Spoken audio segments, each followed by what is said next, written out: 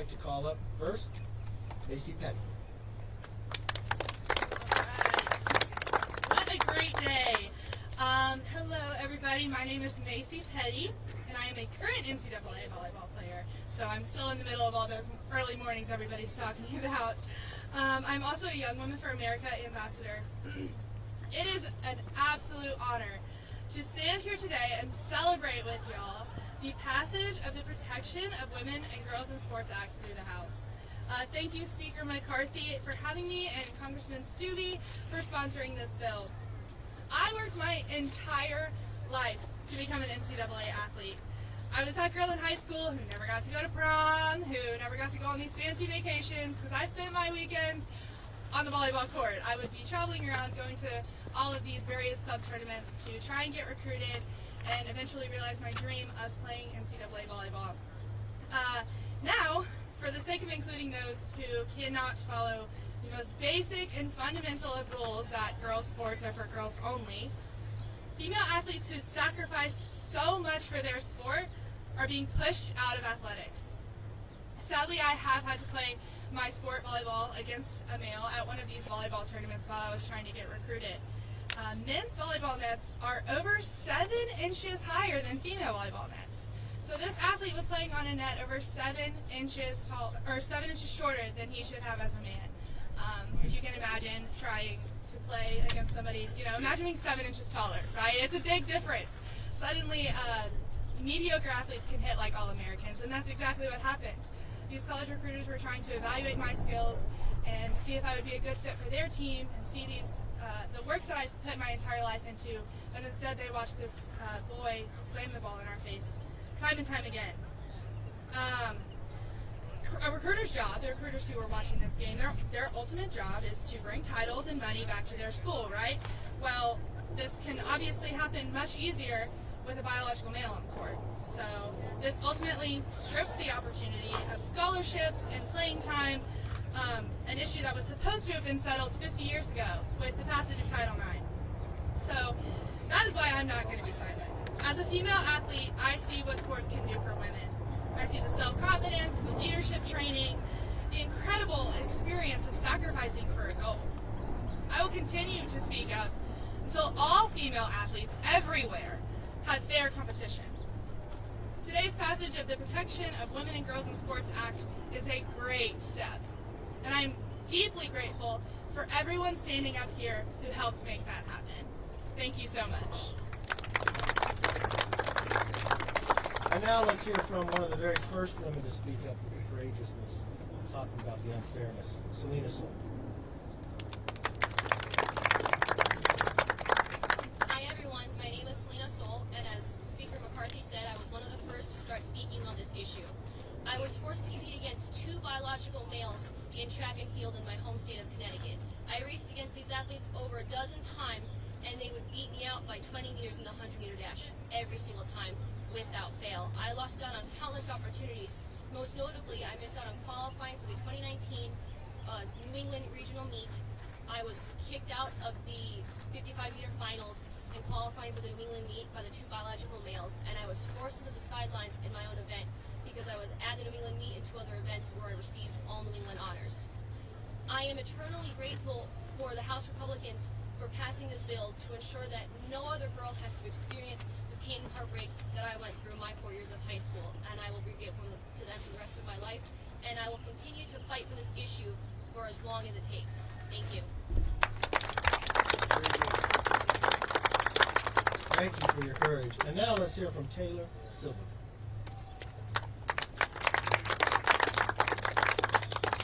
Hi everyone, my name is Taylor Silverman, and I have been skateboarding now for almost 12 years. And for the past several years, I have traveled around the country competing in events. In 2018, I went to an event in California where I was made aware that a male athlete was in the women's division. And then again in 2020, when I traveled to Illinois, the same thing happened. And the first couple times this happened, I honestly thought that this was going to be a funny story we laughed about one day, and it would be something everyone would agree was obviously unfair and not the way to handle it. But unfortunately, it continued on and got worse. So in 2021, in a Red Bull circuit, I went to the finals where I found out about an hour before the finals that there was a male in my division yet again. And this time, similar to the contest in Illinois, I placed second. And I also lost out on thousands of dollars of prize money. This athlete took $5,000 of the prize money meant for female athletes, not only placing first in the women's division, but also taking the prize for best trick. And I knew this was wrong, but it was intimidating to speak out about it. But as time went on and my emails to Red Bull were ignored and the concerns I had raised to the judges were ignored, I realized that if I didn't speak up, nobody would. And I had seen other female athletes speak up in other sports, so I knew that if they could do it, I could do it. And I knew that my story was not unique. But a lot of these stories we don't even hear about. So the few that you're hearing today are of many. But I'm very grateful to be here today. It's an honor to be here. And I'm grateful for everyone who's fought to reinstore fairness and equal opportunity in women's sports. When I was a child growing up playing sports in school, I never had to worry about this. But unfortunately, fairness was robbed from me as an adult. But I refuse to be the last generation of girls to experience equal opportunity, respect, fairness, and even safety in many sports. And finally, I am happy to say we are headed back in the right direction.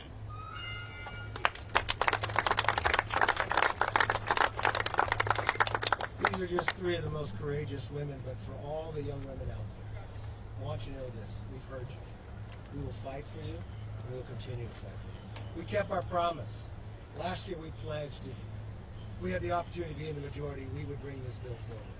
We would stand up for fairness, we'd stand up for you, we'd stand up for Title IX. That's exactly what we did today. We asked others across this country to join with us to help us pass it in the Senate and get it to the President's desk.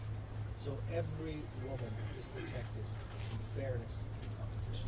With that, let's open it up for questions. Yes, ma'am. On a different topic related to women's rights, are House Republicans going to be putting forward a ban on abortions in any form? You know, it works through a committee. The Supreme Court has made that decision. It goes to the states. The states will take it. Do you personally support a Yes, 6-week ban, ma'am. which is what DeSantis signed? Yes, ma'am. On this topic, opponents say that there's a misconception of transgender girls and that there's just many people who don't know them. And I want to ask you all, this is an open question, but this is a question for the lawmakers next. All right, I'll take it, but- A question for the lawmakers. Well, It's not a gotcha. but your question to us right there is that you're saying I'm not saying that any Macy answer to my question yet. Yeah. doesn't know this. But that's what you have said in your question so far. She hasn't asked her question yet. Opponents, You know what? It's not your place. Yeah. I will take the questions, and I'll decide when they ask the question. I'll decide when I answer. Go ahead. Sorry, Ben, sorry, I'll just make it more clear that opponents have said, it's definitely not me saying, opponents have said that there's a misconception that people don't know transgender girls. And I'm curious, it's not a gotcha question, it's an open question, because I don't know which way this is going to go. But I'm curious of the lawmakers, how many of you know personally of transgender girls? Yeah. And this is not the point. I would say we know them, we understand them. It doesn't have to do with it. What it plays is this is athletics, okay? When I grew up in athletics and I wanted to wrestle or you wanted to box, it's based on your weight, even though we were both biological. When we went and played football, we had to weigh in every single game. Why? Because they wouldn't have somebody when we were younger over 150 compete with someone that's 100 pounds. Because you know what? Muscle mass made a difference. There's a difference in volleyball. Why would you have in men's sports a volleyball 7 inches higher net than below? So we can understand the other person. We can go to dinner with the other person. We can hang out with the other person. But there's a reason why Title IX was created. There's a reason why there's men and women's sports. There's a reason why there's a professional basketball for men and women. It's about fairness. And if there's one final fiber of America, it's about giving people an opportunity that if they work hard, if they sacrifice. I've listened to Macy talk a few times. She didn't go to a prom. Not because she wasn't asked, because she made a decision that she was going to dedicate her life and her time to excel in a sport. That she would take weekends away, that her family would sacrifice to spend the money to drive her hours away to compete. And that moment where she can compete, where she had spent years for colleges around the country to see that she can grab a scholarship that all that time away was going to pay off. Why? Because she could have that college paid for because of what the sacrifice she made where others would not make that decision.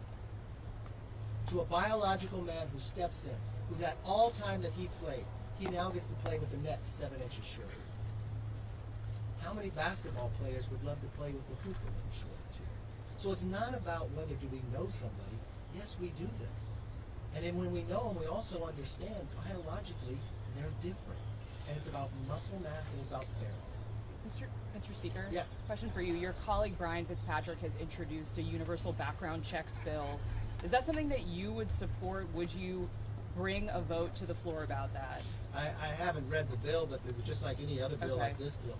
Bills go through committees, and after the bills go through committee, it's just like I said, you work the process, and the bills go through committee, they come to the floor. That's a measure that has the support Yes. of like 80 to 90% of Americans. Do you support that, I answered sir? your question. Yes, Do ma'am. you support that? I answered your question, yes. On the debt ceiling, if you don't mind, Yes. you have to vote for next week. I think we're in very good shape. We just rolled it out yesterday. We're working, talking through all the members. And I don't want to break all expectations. I want you to follow it. I want you to be on the floor. I want the anticipation. I want you to see. I want you to see as the clock goes up. I want you to write stories like I'm teetering, whether I can win or not, and the whole world hangs in the balance. And then I want you to write a story after it passes. Would the president sit down and negotiate? Just like we've done every other time before. Would the Senate, are they going to take up another bill to name the next month maple syrup? Or are they going to honor the UConn team that they won a basketball tournament? Or will they sit down and work for the American people? I mean, I don't know what the month of May will be about in the Senate or what they'll honor, but I think they honor the American public and actually take up a debt. Mr. Speaker, Yes. to follow up on this point, with the current makeup of the Senate, are you concerned at all that we'll be back in the same position come June if the House passes this and sends it over to the Senate? You know, somebody asked me that question when we were trying to defend everybody's safety here in D.C. We put a bill on the floor to stop them from decriminalizing everything. You know what? It passed the Senate. The president signed it. Same thing happened about the pandemic. So I shouldn't have to worry about the Senate. I'm just worried about the Senate actually working. I'm just worried about the Senate actually showing up. But if they show up, is it going to be another month naming Maine the maple syrup for March? Is it going to be another month like this week where they named UConn basketball, honoring them for winning? Or will it take up the issues that America cares most about? They've got inflation going because the Democrats added $6 trillion. Every poll will show you Americans do not want you just to lift the debt ceiling and continue to have inflation. They want us to be less dependent upon China. So they want us to pass the exact bill that we're doing. They want us to be able to protect Social Security and Medicare. So when we do work requirements, it helps more people go to work, more people to pay in. That's the concern they have. Now, I can't worry about the Senate.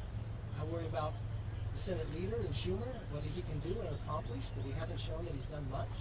I just wish he sits down and be able to do something. So that's why I talk the president. I don't understand. He's the first president in the country that can bumble his way into a default, or should he sit down and negotiate like everybody's done before? Mr. Speaker, Yes, sir. do you have any concerns about Clarence Thomas accepting gifts No, not from at a all. donor and not disclosing Not them at as all. required? On a bill that has passed through committee, the immigration and border security bill, when can we expect that to come to the House floor? You know, the leader does that, but you'll find even today, Homeland's marking up, and next week, and then you'll find, I believe in May, we have a real concern in what's happening with Title 42 going away. We've got to take actions, and I thought that was a big success last night, Judiciary. I give everybody involved, especially the leader and the whip and everybody else working on this, from Chairman Jordan and everybody else involved, from Mario and Juan Ciscomani and everybody. I think it's be a big victory and we'll get it through the floor. What's your response to people who say, that Democrats specifically, who point to the fact that Trump also raised the debt ceiling under his presidency? You know what? That's a great question, because I think there's a misconception with all of you. Because I was actually in the room. That debt ceiling didn't get raised without negotiations. The difference is the Democrats wouldn't raise the debt ceiling until President Trump agreed to spend more money. So if you watched when the debt ceiling got raised, what happened? It all got more spending going through with the agreement for the appropriations to spend more. And then when the Democrats took over overall and had the House, Senate, and the presidency, they added $6 trillion. Then what happened next? Inflation, which took away thousands of dollars from every single American going forward. So what we're simply trying to do, exactly what everybody else in all these times, sit down and negotiate, just as you have to do in your own kitchen table. And just to explain it to the American public, a debt ceiling is giving your child a credit card. They charge it up and they hit the limit. Would you simply raise the limit? Or would you first sit down and look at what you're spending your money on? Every household does that, and Congress should do the same. I hope you all have a great weekend. Thank you.